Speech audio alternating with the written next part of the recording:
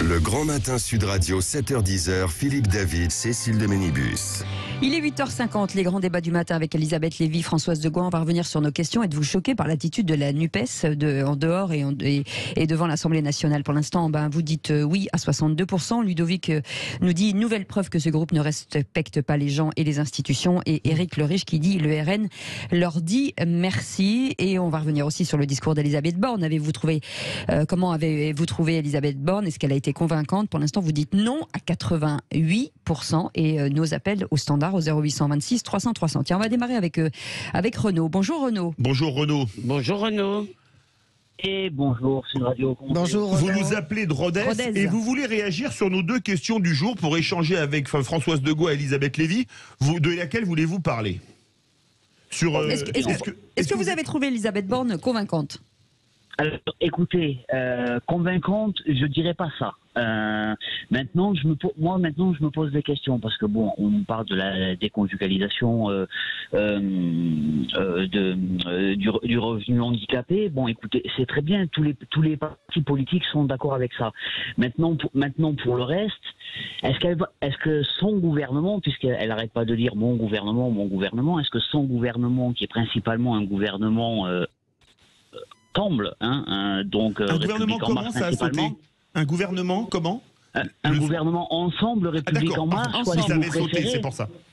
Voilà.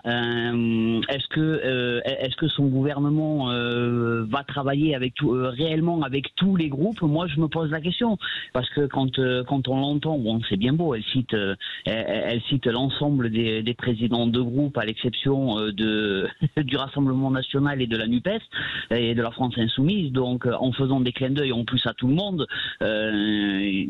ça montre qu'elle n'est pas si ouverte que ça, quoi. Alors Renaud, on va faire réagir nos éditorialistes Elisabeth Lévy et Françoise de Gouin. Elisabeth. Bon, alors d'abord, je l'avoue humblement aux auditeurs, j'ai entendu de larges extraits de ce discours, mais comme j'étais en bouclage, je ne l'ai pas entendu dans son intégralité.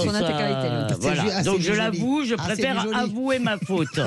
Voilà. La deuxième chose, c'est que pour un certain nombre de passages que j'ai entendus, j'ai bien compris qu'elle me parlait, par exemple sur la sécurité, donc ça m'a parlé, je le reconnais. Et je ne l'ai pas trouvée si calamiteuse que ce qu'on disait. Maintenant, là où je suis complètement d'accord avec Renaud, c'est-à-dire d'abord, je ne crois pas que cette affaire de compromis va tenir. Ils vont bâtir effectivement des majorités texte par texte et ils vont trouver souvent les LR pour voter avec eux ou pour ne pas voter contre eux. Parce qu'en fait, n'oublions pas que c'est quand même le premier groupe à l'Assemblée. Il suffit qu'il n'ait pas contre eux une majorité pour passer des textes. Donc, mais ce qui me scandalise, en fait, c'est à la fois les propos, on reviendra sur l'attitude de la NUPES et cette stupide scène qu'on a vue devant l'Assemblée nationale qui était quand même vraiment consternante du niveau de l'école maternelle, le soi-disant mariage enterrement. Mais ce qui me scandalise, c'est à la fois les propos de Gérald Darmanin et cette façon qu'a eu Madame Borne, parce que ça c'est pas républicain non plus. Tu cites les présidents de groupe, tu les cites tous. Le LN et RFI représentent, si on prend le premier tour de la présidentielle, près de 16 millions d'électeurs. D'accord? Donc, Gérald Darmanin a dit ce sont des ennemis.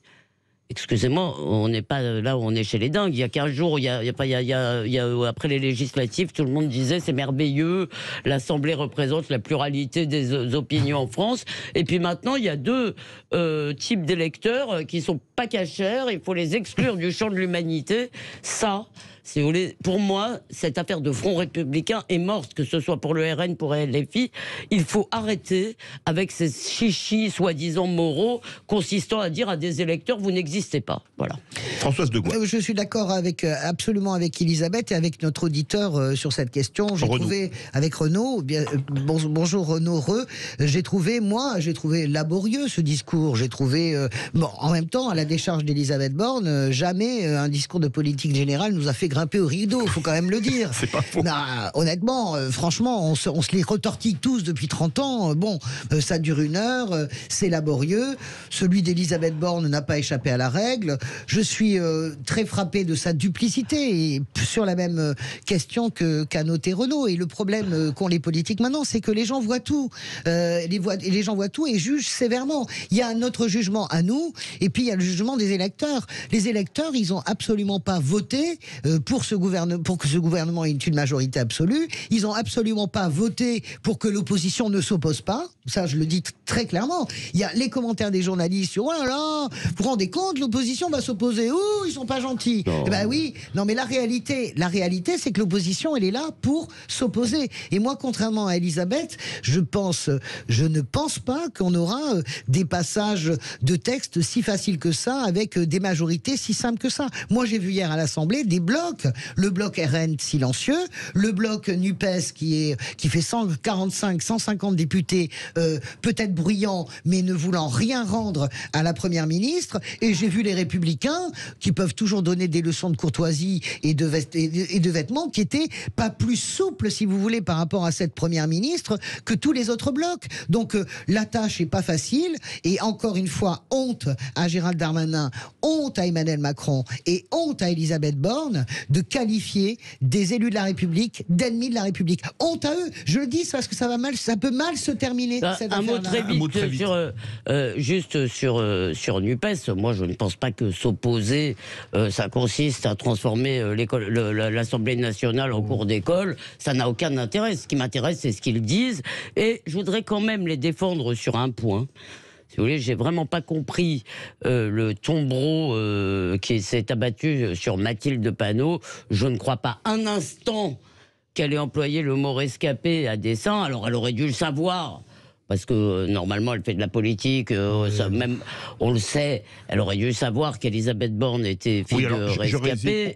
On l'accuse d'antisémitisme parce qu'elle a dit vous êtes une rescapée. Oui, non, mais alors, donc, si on dit le mot détail maintenant, si on dit le mot détail, on va être. Non, mais là, si vous voulez, on a atteint des sommets de sottisme. Mais Cécile me dit de me taire, et ça, je le fais. Non, mais en fait, on a vachement perpétué. La vérité, c'est qu'on moufte pas avec avec Philippe, on fait n'importe quoi, parce qu'il est tellement gentil roudoudou. Là, Cécile, la blonde. Non, je dis la peste blonde. On remercie Renaud de Rodez. Je vous aurai les deux, quittez pas, bougez pas. Je m'occupe de votre cas. On part en pub, on revient dans un instant et tout de suite le journal, la météo, le journal de 9h. À tout de suite. Le Grand Matin Sud Radio, 7h-10h, Philippe David, Cécile de Ménibus. Il est 9h07, merci d'être avec nous dans un instant. La suite des grands débats avec Elisabeth Lévy et Françoise de Goa. Et je vous assure que, bon, c'est en coulisses, déjà c'est compliqué. Mais tout de suite, Éric Revel. Bonjour Éric Revel, bienvenue. Bonjour Éric Revel. Bonjour Madame de Ménibus, bonjour mesdames, Eric. Bonjour monsieur, bonjour à tous. Hier, Elisabeth Borne pour son discours de politique générale à l'Assemblée. Alors qu'en avez-vous pensé sur la forme, puisque ses précédentes interventions étaient plutôt soporifiques ? Oui, bah écoutez, sur la forme, moi j'ai trouvé que le ton était quand même assez assuré, même si elle est monocorde, Elisabeth Borne, bon comme d'habitude, mais elle m'a donné l'impression quand même de ne pas s'en laisser compter, malgré la foire, le cirque qui régnait hier à l'Assemblée nationale pendant son discours de politique générale. Bon, sur la forme, mais c'est peut-être pas le plus important évidemment, moi je l'ai trouvée plutôt surprenante, plutôt à l'aise, plutôt à l'écoute, voilà. Et justement, sur le fond, ce discours de plus d'1 heure d'Elisabeth Borne a-t-il été convaincant ? Elle a surtout parlé de la méthode de travail comme vous le pressentiez hier. Oui. Alors sur le fond, je vais d'abord commencer par la méthode d'Elisabeth Borne. Bon, c'est très clairement sa méthode d'associer les élus locaux, les partenaires sociaux et l'Assemblée nationale. Bon, à plusieurs reprises, Elisabeth et Françoise l'ont dit, chacun dans son créneau de loi, la Première ministre a interpellé les différents présidents de groupes parlementaires, sauf le RN et la France Insoumise, évidemment. Bon, ça c'est un problème. Pour signifier, qu'elle gouvernerait par compromis, par majorité de circonstances, rien de très neuf. Donc, quand quand même, la méthode Borne, c'est d'associer les élus locaux, les syndicats et l'Assemblée nationale. C'est exactement quand même, faut le souligner, le contraire qu'a fait Emmanuel Macron lors de son premier quinquennat. Hein. Il n'a consulté personne ou pas grand monde et il n'a écouté que lui. Donc la méthode Elisabeth Borne, c'est quand même un pied de nez à la façon dont Emmanuel Macron a gouverné pendant 5 ans. Mais sur le fond, Éric, j'y reviens, des annonces précises? Bon, non, il y a un catalogue à la Prévert de bonnes intentions.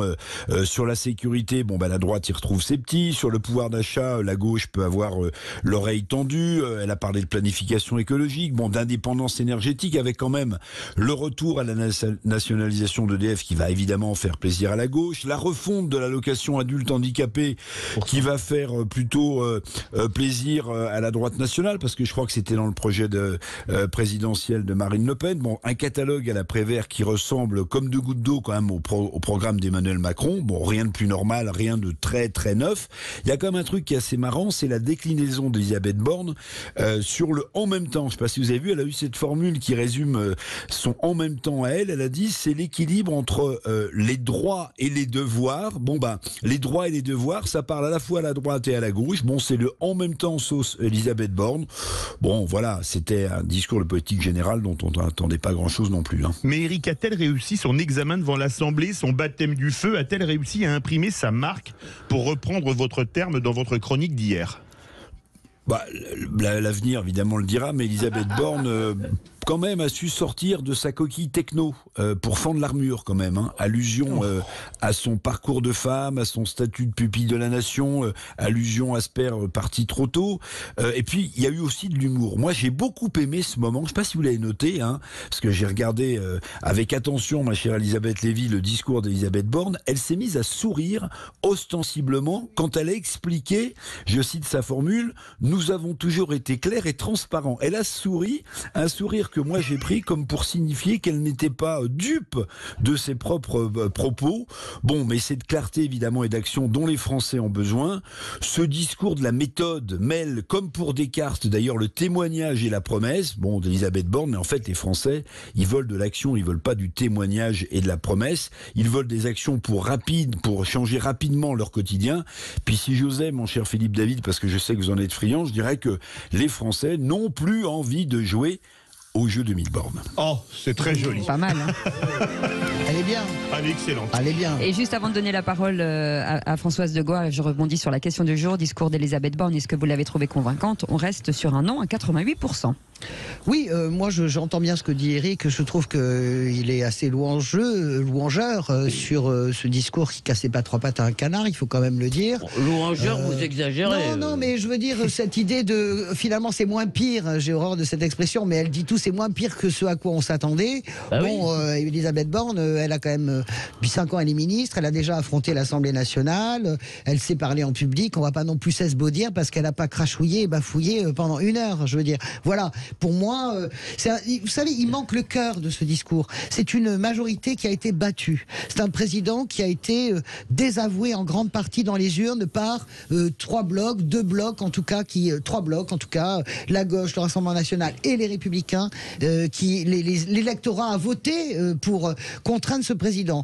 Moi, ce qui m'a choqué hier, c'est que nous étions, et d'ailleurs nous en parlons, comme si de rien n'était. C'est comme si c'était rien passé en juin. Ce discours, c'est comme s'il n'y avait pas eu un vote de défiance des Français, et le fait que, je comprends très bien, elle n'est pas suicidaire et masochiste, Elisabeth Borne, et Emmanuel Macron encore moins, donc bien sûr que demander le vote à l'Assemblée nationale, c'était risqué, mais n'aurait-il pas fallu prendre ce risque? La réalité, si vous voulez, c'est que, voilà, je dis pas qu'elle n'est pas légitime, mais je dis que c'est la seule démocratie en Europe où les choses se passent comme ça, et ça aussi c'est un dysfonctionnement. Elisabeth Lévy, pour réagir à l'édito d'Éric. D'abord, non, mais je réagis aussi au propos de Françoise. Non, Éric, effectivement, a un peu caché sa joie, quoi. C'est-à-dire, effectivement, c'est ce qu'a dit Françoise. Comme on s'attendait peut-être à ce que ce soit catastrophique, c'était, comme l'a dit Françoise très honnêtement tout à l'heure, c'est rarement youpla boum, les discours de politique générale. Vous n'êtes jamais relevé la nuit pour un discours de politique. Je disais 1h30, c'est long. Et puis ce qu'on leur demande, c'est pas non plus d'être des bêtes de foire. Donc attendons.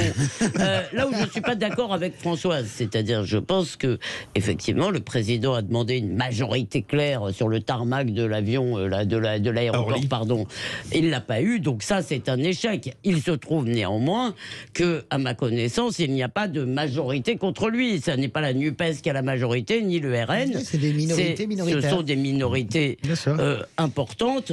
Donc, ce que veulent les électeurs, dans le fond, n'est pas extrêmement clair, Françoise. Oui, c'est contraindre le président. Contraindre à minima le président. Contraindre le président, voilà, oui. Le contraindre. Donc, moi, je... Faudra voter plus fort la prochaine fois, les gars. C'est-à-dire, moi, je suis un peu comme Eric, j'attendais pas non plus monts et merveilles.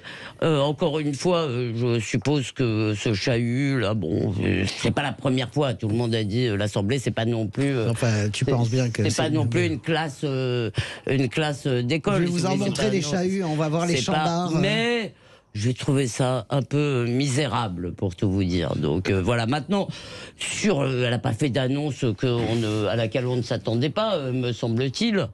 EDF, je trouve ça plutôt bien.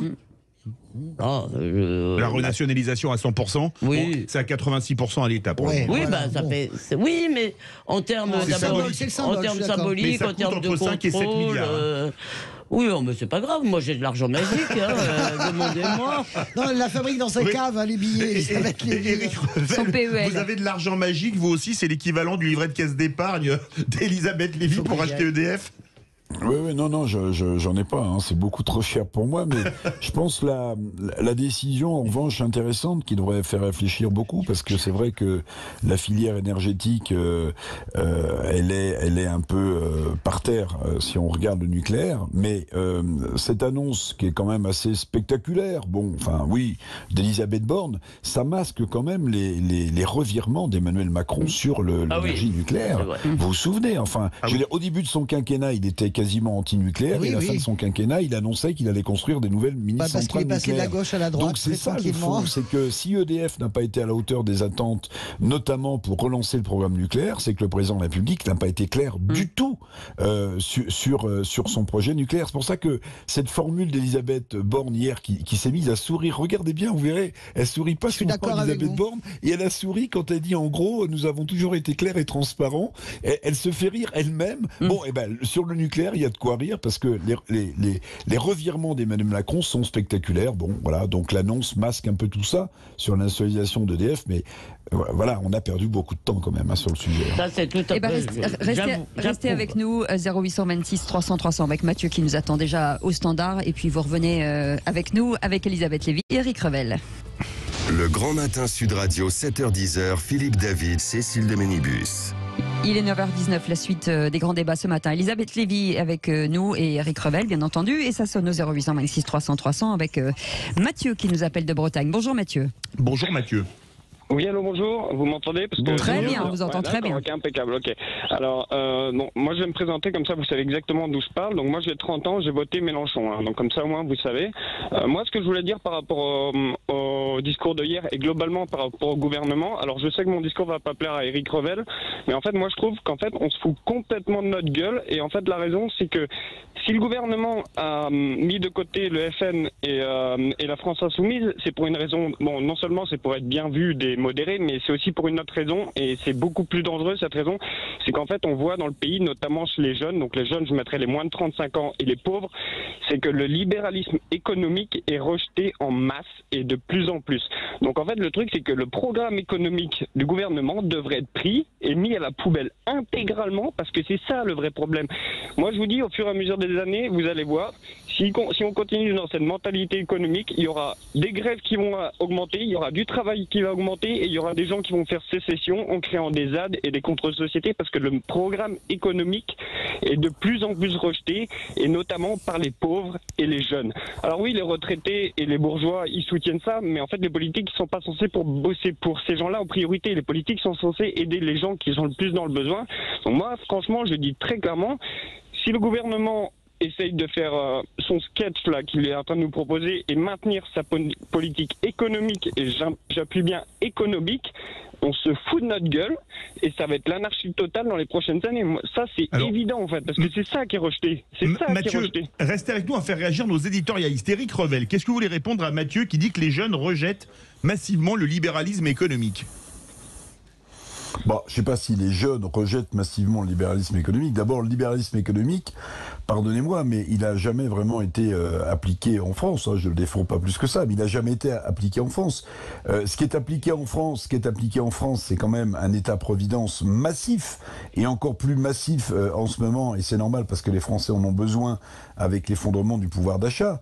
Donc, on a quand même un État qui est extrêmement présent avec des aides sociales, ce qu'on appelle des amortisseurs sociaux en temps de crise qui sont plus qu'utiles, qui sont obligatoires, parce que sinon on aurait évidemment un pan de la société entier qui s'effondrerait. Bon, maintenant, où vous n'avez pas tort, je vais vous dire, c'est sur un point très précis, c'est que j'ai pas l'impression, pour rejoindre ce que disait Françoise, que le gouvernement ait bien capté le message du résultat des élections législatives. Parce qu'en réalité, quand Emmanuel Macron ou Elisabeth Borne ne citent pas les présidents de groupe LFI ou RN en disant ce ne sont pas des partis de gouvernement.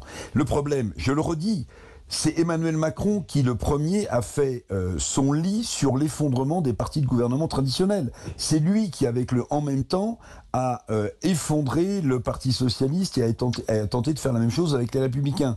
Donc, s'apercevoir qu'il n'y a plus de partis de gouvernement alors qu'il a voulu les faire disparaître et qu'il ne veut pas s'appuyer sur la France Insoumise ou le Rassemblement National, c'est un vrai sujet démocratique. Vous avez raison, et ça rejoint ce que disait Françoise de Gois tout à l'heure. Elisabeth Lévy. On fait réagir Elisabeth Lévy? Non, c'est juste une réponse simple, après je laisserai madame parler. En fait, je voulais juste dire un truc, c'est que vous dites qu'on n'est pas trop libéral, moi je veux bien le comprendre, c'est vrai qu'en comparaison, moi j'ai bossé dans d'autres pays, donc je suis relativement d'accord, mais il y a quand même un truc, c'est que là on essaye de nous faire passer une disquette assez scandaleuse, on veut par exemple faire bosser les gens au RSA pour 15 heures semaine. Alors en théorie, bon, éventuellement ça peut se parler, mais si tu fais bosser les gens 15 heures par semaine, ça fait que techniquement parlant, tu mérites à peu près 750 € le mois, c'est-à-dire à un SMIC. Donc faire bosser les gens au RSA, pour toucher le RSA 15 heures par semaine, ça équivaut à faire bosser les gens 3 € de l'heure.